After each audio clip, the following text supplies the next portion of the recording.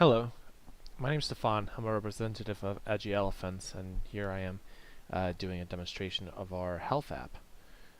So our health app, it can be accessed in this repo through the GUI test folder, and there's a built Windows application here in the debug folder, where the following window will appear, where you can see our graphical user interface. Where first, at the very top, we have a menu selection for available services, imaginary available services, either dental services, COVID services, ophthalmologist service, and child health service, through which you can click to make an appointment now. There's information about our fake hospital or healthcare provider that would be making this application. So if we try to make an appointment through this, we get to the following appointment form, in which we can choose a date anywhere from Sunday to Monday. So let's say for Saturday, and say that we have the two BU testing locations, but for a service like this, it makes more sense to put in the BU Medical Center. For here, we put in our name and ID, BU ID in this case.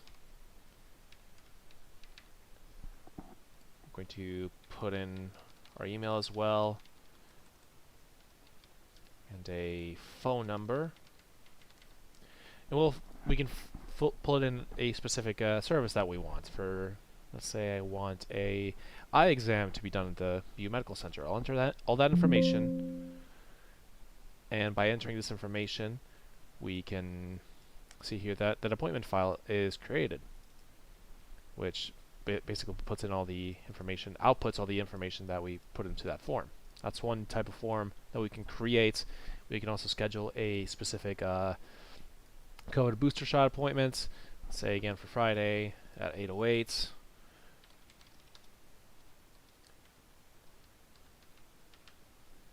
Again, putting in almost basically it's exact same information, although this is going to go to a different output file. So as you can see here, there's a vaccine file produced here with the appointment information for the vaccine that we set up a little bit ago. And next up, if we run the application again, we can see in the middle we have the COVID symptom survey with the exact same language that is used on the BU Student Health Services website. So, have you experienced a new onset of any of the following symptoms in the past 14 days? Fever 100 degrees or higher, yada yada. We can either click yes or no. It works exactly the same way as it does on the SHS website. So we'll click no, click save response, and as you can see here in the file explorer, this creates another file for our COVID survey. So it would essentially be our green badge that says that, okay, we tested on this day, has COVID-19 or has COVID-19 symptoms. No, we don't. We can also just, at the very bottom here, enter the symptoms that we're feeling for future reference. So let's say if I'm feeling cough, chills, fever, sore throat, we'll enter that information here, and this will create a symptoms file, which we provide the cough, chills, fever, sore throat, the same information that we just typed in.